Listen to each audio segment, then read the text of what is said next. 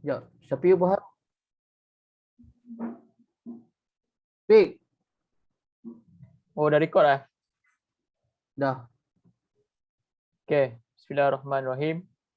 Assalamualaikum warahmatullahi wabarakatuh. We are from group 8 or 7 lah. 8. Okay, group 8 will be presenting the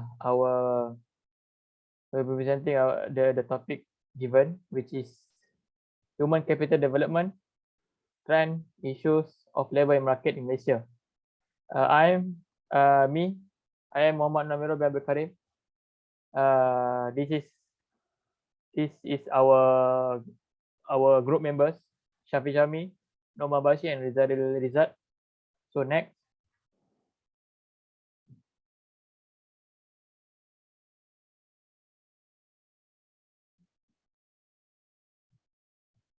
Okay.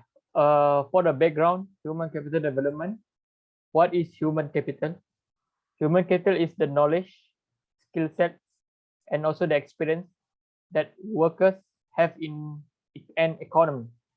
Theoretically, when the labor have a higher knowledge or a higher skills, it tend to produce more productivity and it lead to more economic growth. For example, if we can relate in Malaysia, Malaysia got 62 rank around the world, which is represent 0.61 or 61% of the potential reach. Meanwhile, Singapore ranked first on the human capital index with score 88%. This data I got from the World Bank 2020. So we move to the trend of labor market in Malaysia. So I will present the trend of labor market. So from this graph, we can see this is the graph of employed person in Malaysia. So we can see the graph is upward trend from starting from 2017 until early 2020. Okay, so next slide.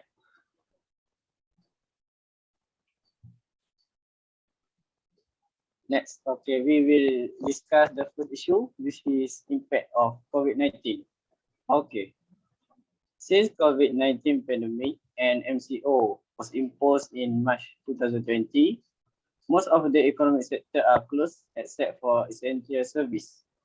The health and economic crisis have led the uneven to Malaysian labor force market.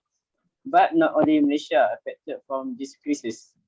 According to International Monetary Fund (IMF), the economic crisis in the 2020 was the worst global economy decline since the Great Depression of the 1930s. They estimate that global economy shrunk by 4.4% in 2020. Similarly, the global labor market thrown into a mess that resulted in job loss and reduction in working hours. So in Malaysia, the labor force increased 0.6% from 15.58 million to 15.67 million. However, the increase in labor force in the year 2020 was attributed by a rising number of unemployed persons.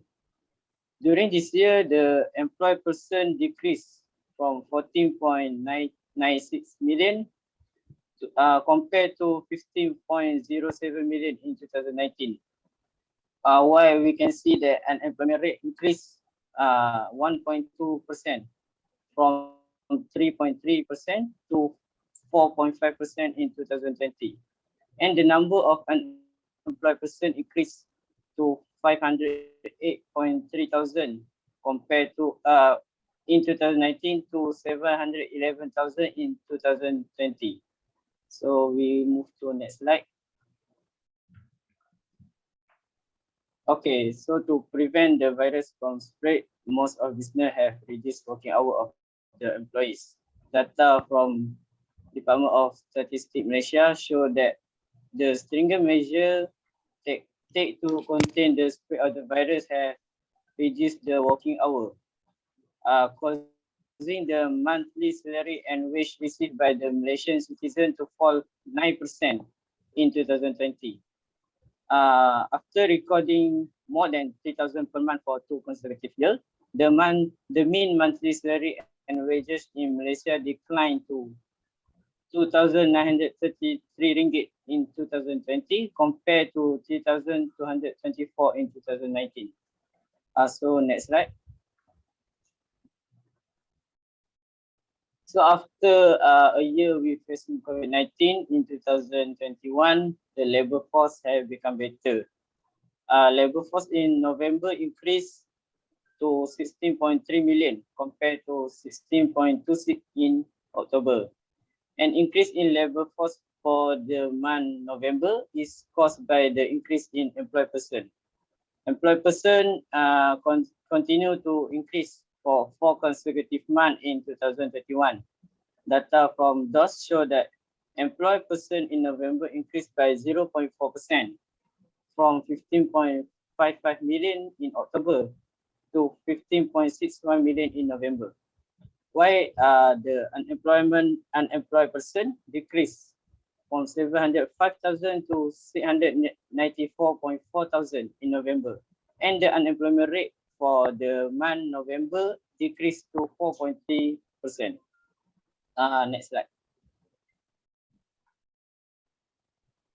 So the outward trend of employment can be seen in the services sector, mainly in wholesale and retail trade, food and beverages services, and transport and storage activity. The similar trend also can be seen in manufacturer and construction sector, while employment in agriculture and mining and quarrying sector remain decreased for the year. In addition, we can say that the labor demand increased in line with the resumption of economic activity. This includes the tourism-related sectors such as accommodation and arts, entertainment, and recreational activity, which has recovered slowly from the pandemic. All for me. Okay. Next, which is next slide, we'll be talking about the several issue that we want to talk right now, which is the first issue is labor productivity.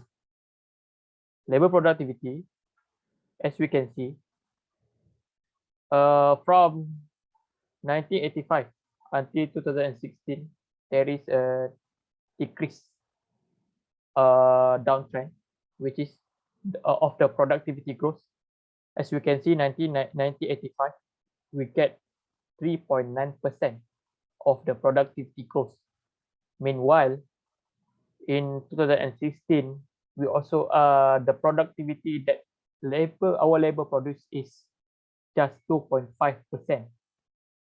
This data we got from the Shared Prosperity Vision launched by Dr. Mahathir Mohamad in 2018.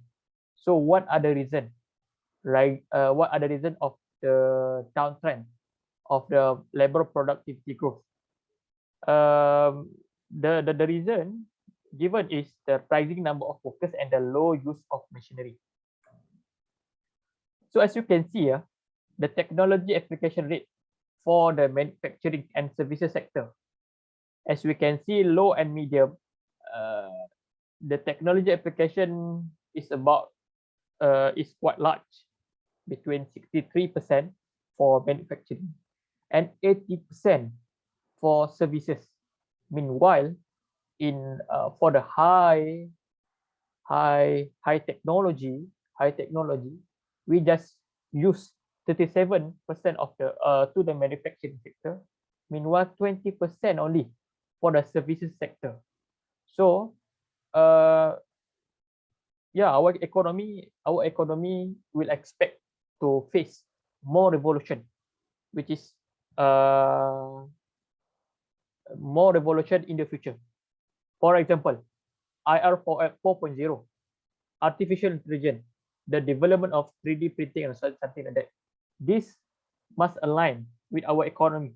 Our economy must get ready to absorb or to adopt the high technology application toward this manufacturing sector and also the services.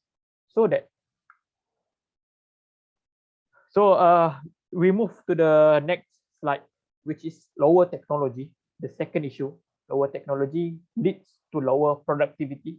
Then it will reduce the growth, the economic growth for our nation.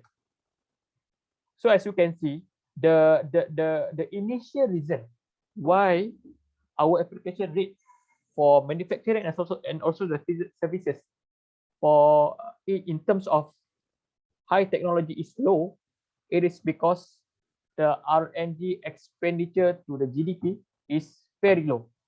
Among several countries like South Korea, Japan, Taiwan, Singapore, China, we are the worst, which is equivalent to 1.4% of the GDP we expend just for R&D only.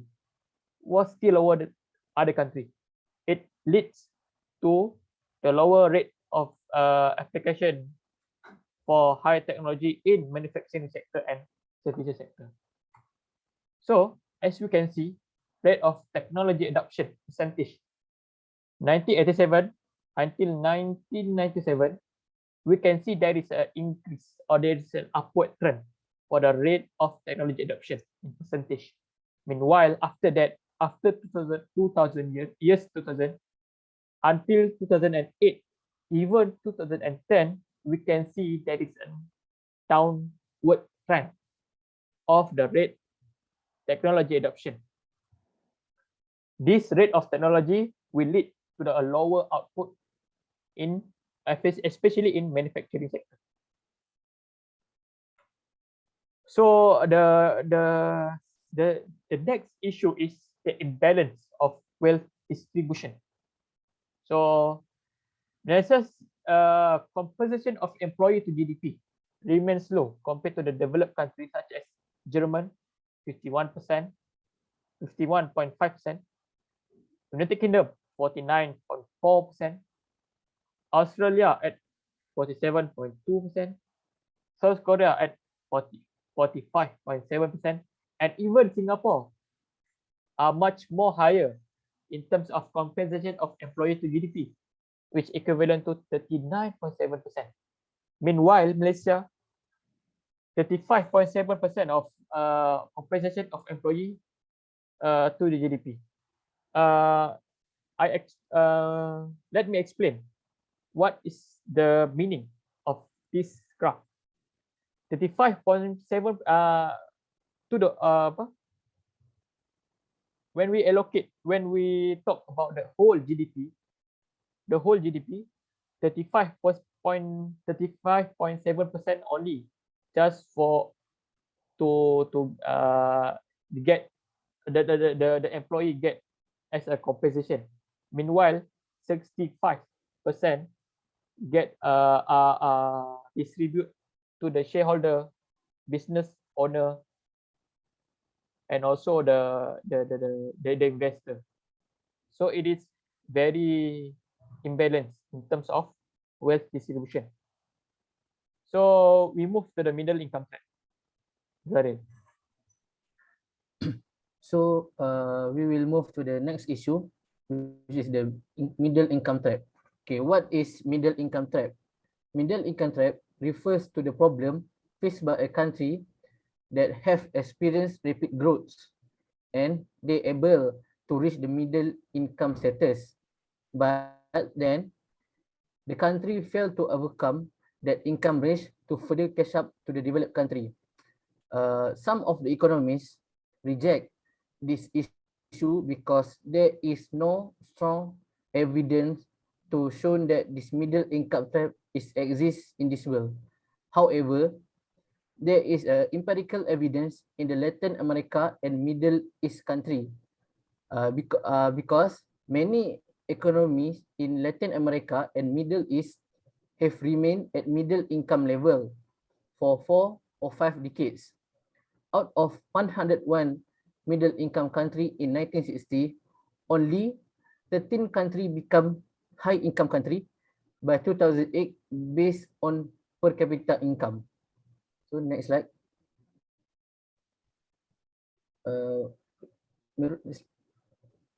Okay, what is the factor of causes that contribute to the middle income type issue?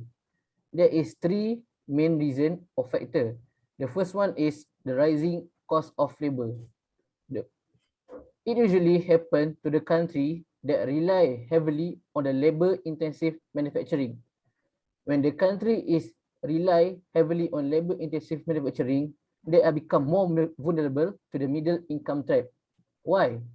It is because the country with the labor intensive manufacturing, they need a huge number of laborer. Hence, the laborer migrate from rural area to urban area to work. But over the time, the labor supply and the demographic has just become less favorable to the economic. The surplus supply of labor coming from rural area to urban area started to fade away, and the country become worse situation when the labor supply shrink and the wages of the labor start to increase. After that happen, the country lose their competitiveness and it start to decelerate their economic growth. The labor does not give a huge impact to the economic situation of the country. The second one factor is institutional failure. What is institutional failure? It happen because the government or the financial sector in the country not able to cope up with the rapid expansion of the economy. Maybe some of the government and the financial sector does not have a suitable policy to cope up with the expansion of the economy. They also because of the high inflation rate and the credit bubbles, which is also give an impact to the economic growth. The last factor or causes of middle income tribe is slowdown in the labor efficiency, or also known as the rate growth of productivity. Okay. The rate growth of productivity is contribute to the middle income trap because the country does not invest sufficiently in human capital. They do not invest in the education. The labor efficiency also decrease because the country have a slow rate in innovation. Next slide. So we move on to the middle income trap in Malaysia. Malaysia has ranked as the third richest country in Southeast Asia. Malaysia has successfully transformed from an agriculture-based country to a manufacturing hub. For the evidence, Port Klang ranked at among 12 among 50 container ports, which is the busiest according to the World Shipping Council. However, Malaysia has struggled to move up the value chain, and there is a raised concern among the economists that Malaysia is currently stuck in the middle income trap, as Malaysia unable to sustain high rates of growth to reach a high income status. Moody analysis said that in the April 2029 year 2020, former Prime Minister Tan Sri Muhyiddin Yassin also stated in the 2021 Youth Economic Forum that Malaysian productivity growth is now stagnant. There has no significant changes. Malaysian annual per capita income has also stalled at US 1,000 for 10,000 for nearly a decade. So there is no significant changes in the per capita income. So based on this evidence, Tan Sri Muhyiddin said that Malaysia may be in the middle income type situation. He suggested that to cope up with this situation, Malaysia need to make a changes in the economic situation. Malaysia need to become a global exporting player, grow its own manufacturing capabilities, and create a homegrown multinational company to break out from this situation. Okay, next part. Next slide. Okay. The next issue is about domination of low skill job in the economy. According to World Bank calculation, 1/3 of the working age population in this world is located in low and middle in low and middle income country have a lack the basic skill to require to get the quality job. Hence, most of them is working in a low skill job. So what is low skill job?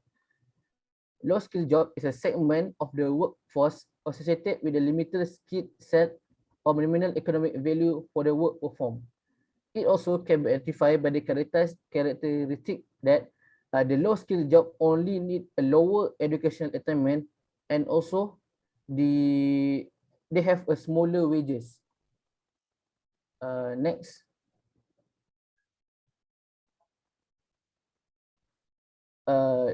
So the issue of low skill job in Malaysia. Low skill job dominated Malaysia labour market in 2018.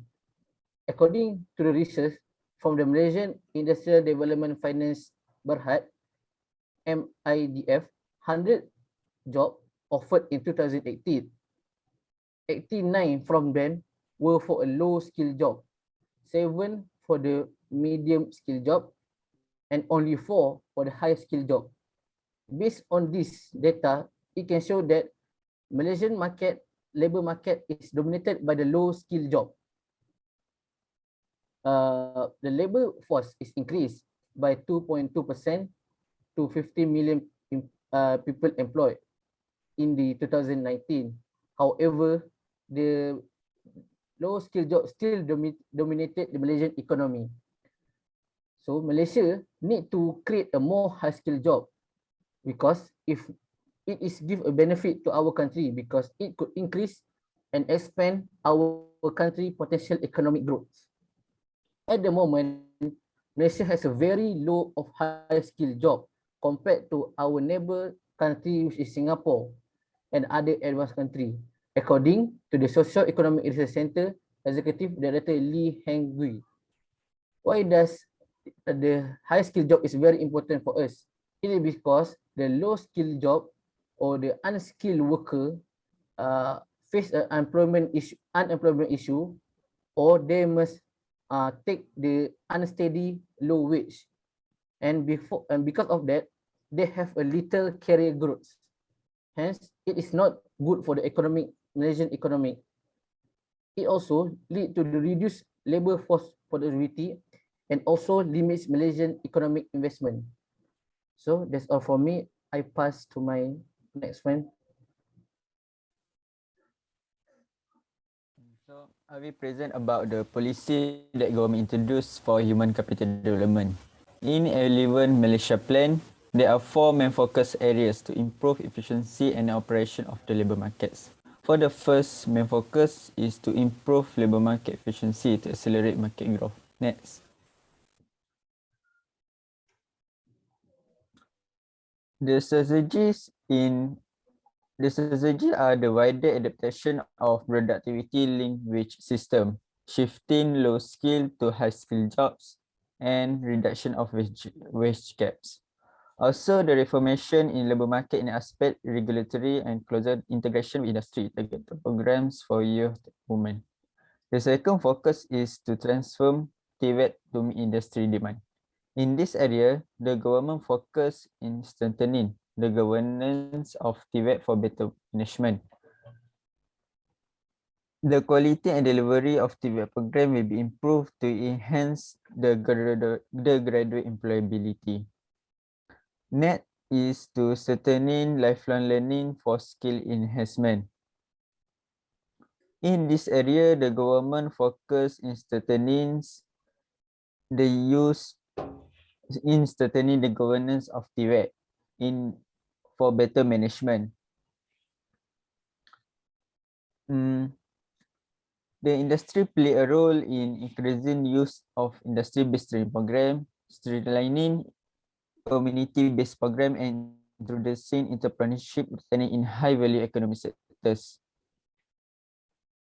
The last focus areas is improving the quality of education for better student and outcomes and institutional excellence. The student outcome is priority in the aspect that highlight in the shifting of Malaysia education blueprint is job creator with and balanced citizen with entrepreneurial mindsets. Next.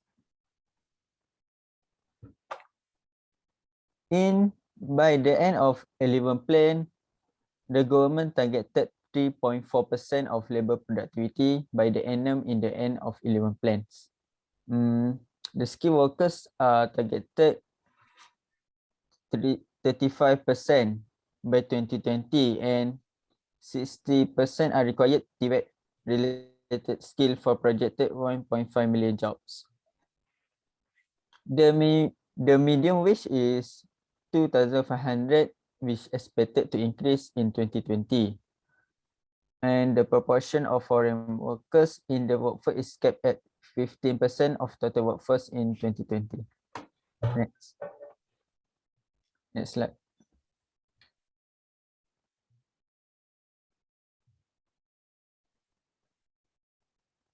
Sebelum. In this slide, I will talk about the 12th Malaysia Plan in human capital development. The focus is to develop future talent and accelerate human capital development with all challenges need to be faced. The problems are low compensation of employees, inefficient labor market, lack of access to quality education, and weakness in the governance of educational institution. The government stated the key performance indicators with 40% compensation of employees to GDP, 55% in terms of SPN levels or equivalence into TVET programs, and 86.7% graduate employability in higher education and public TVET institutions. Next slide.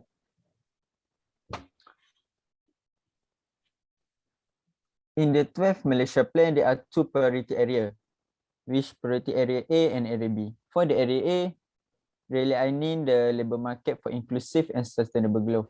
And there are two strategies, which are promoting equitable compensation of employees and labor participation.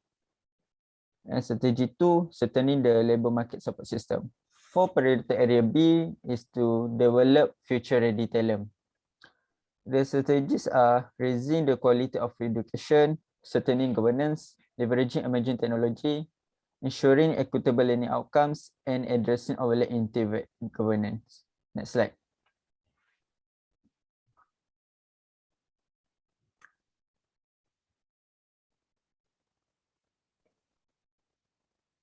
In the 12 Malaysia Plan, the selected targets is 40% of compensation to employees to GDP, 2,900 of monthly median salary and wages, and 3.6% labor productivity growth per worker in the end of 12 Malaysia Plan. Okay, that's all. Okay, that's all for us. Thank you.